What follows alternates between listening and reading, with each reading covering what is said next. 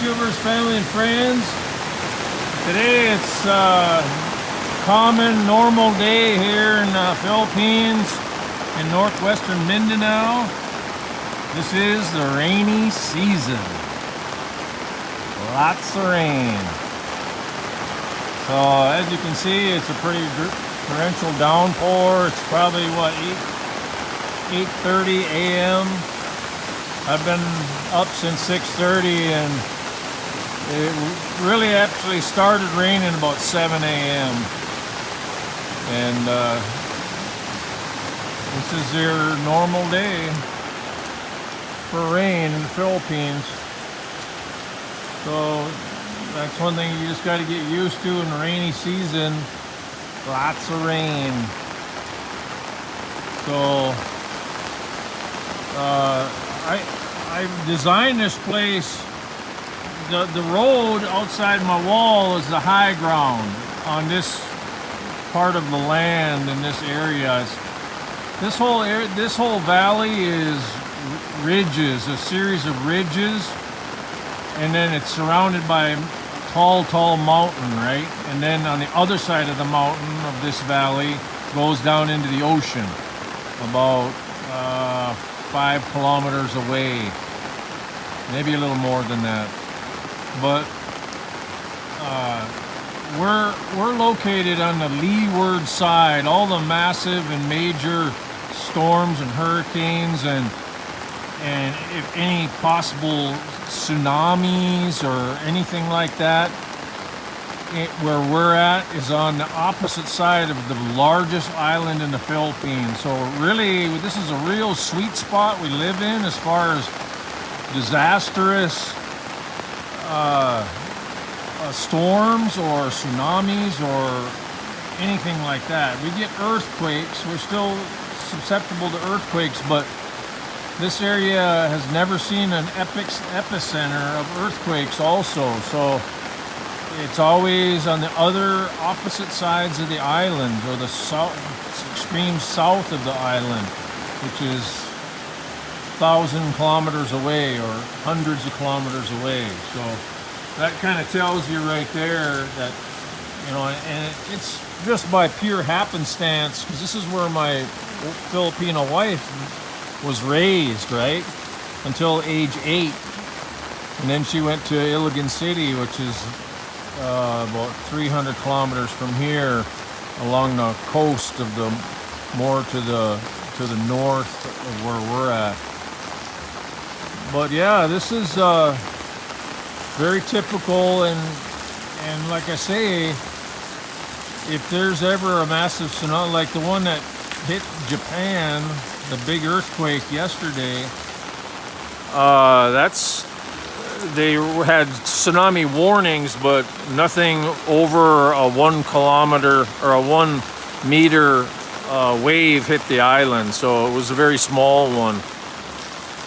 But you know, in a lot of situations, like what happened in 2011 in Japan, where the wave totally destroyed a big portion of the island there from the tsunami, and destroyed a couple of the nuclear plants there.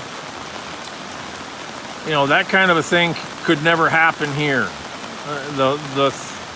The tidal wave would have to be over 1 mile high for it to get from the other side of the island to here. So anything under 1 mile high, we're safe here. And like I say, we're in a valley also situated here of the mountains that surround this entire valley before it goes down into the ocean is, let's see, how many thousand foot high? I think it's like 2,000 foot, right around there. So it's really a safe area. And as far as the geopolitical risk in the Philippines, we're in the southernmost largest island of the Philippines. So this area way up north is where it's close to Taiwan. So any military action from China onto Taiwan And maybe they might take some of the smaller islands from the Philippines at the very northern part of the Philippines, where the military bases are being built from the U.S.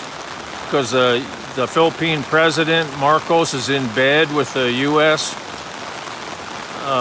Their whole system, right? The Philippine peso's pegged to the U.S. dollar, so it's the Philippines really is a part of the Western, the whole Western financial system. So that's all going to collapse soon. I've been waiting for it to collapse for 30 years, and it still hasn't collapsed, but every single year it gets worse and worse and worse. And God told me to come to the Philippines to be safe, from all this that's going to happen when the financial system collapses, because the people that are going to be the worst affected of it is the U.S., people in the U.S., because how spoiled and arrogant the U.S. people are, majority of them. I'm not saying everyone, but they, there's so many people that say, oh, it'll never happen to us. Nothing can ever happen to the U.S. We're so powerful, we're so everything the best, blah, blah, blah. But you know what? The whole system is so corrupt. It's the most corrupt and spreading of the most corrupt system in the entire planet right now. And what you need to be, like I've done the last probably close to 10 years, accumulate gold and silver and completely get out of debt and sell everything in the U.S. and come to the Philippines.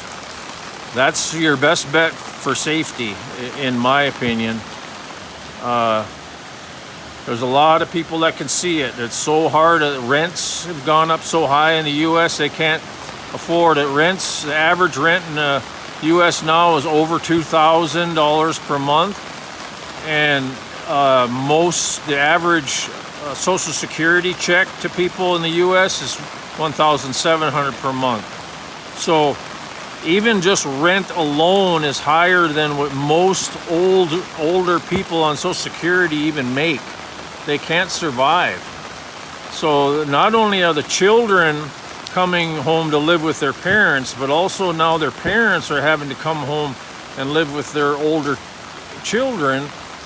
So it's becoming like it used to be in the old days of the U.S., where the older parents and the younger children as adults are still living in one household, because that's the only way they can afford to live anymore. And that's how bad it's getting in the U.S., where all this individualism and selfishness of, oh, I'm going to go out on my own, I'm going to do this and I'm going to do that. It's being less and less and less all the time that's happening. So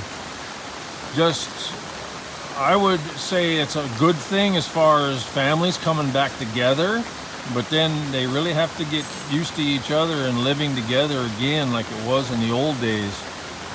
So that's one good thing about it. But it's a slap in the face to all these people that are so selfish and want to just only do it on their own. Like here in my household here in the Philippines, we have 10 people here, right? So we have my wife, my 2 sons, Lilibeth's brother and his wife and their 2 daughters, and my wife's father, and also my wife's another brother's son is here a lot of times with Lolo, the grandfather. So we have, between 10 and 15 people all the time. Oh, there's the girls. Hi, girls. Hi, bless you, bless you, bless you, Bon Bon. You're going to be so wet. Here, use my umbrella. Okay, come on. So, this is a normal day here in the Philippines, just kind of torrential rain. So the girls are coming back from their place into other place. They had a week off for the holidays.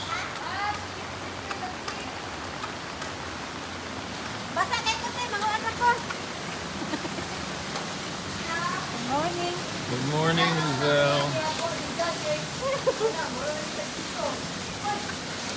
Ay, nagpatigulan mi na rin. Okay. So I'm supposed to get some eggs. There's Ruel. Morning, Ruel. So everybody's back here at the house now. It's January 3rd today.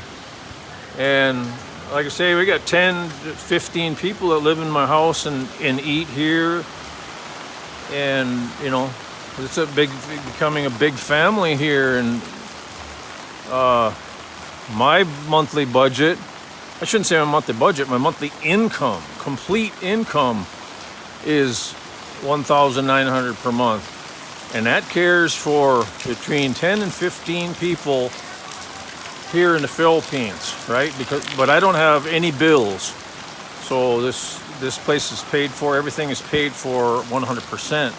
So I don't have to worry about any of that. But $1,900 a month US pays for, you know, we have a water bill, which is 2,000 pesos per month approximately. We're supposed to have an electric bill, but I haven't had one since August because of the mess up from the electric company. But if once they do get that fixed, probably my monthly electric bill will be around 4,000 or 5,000 pesos per month, which is about $100 per month. So, yeah, right now, that's just enough for us to be able to survive here with that many people caring for, and just, you know, no money to having a savings. So a lot of people are hurting like that, and I'm in somewhere where the costs are very, very cheap to live, right? So I know there's a lot of pain out there, and like I say, the older the American population gets, the more and more people are going to be on a fixed income with Social Security. And if you want to survive, the only place that's going to happen is out here in the Philippines or somewhere like this. And in the Philippines, it's English speaking. It's the system is very, very slow pace of living. Just find your support of a Filipina and be able to just live your life quietly until you pass. I mean, it's a good life here.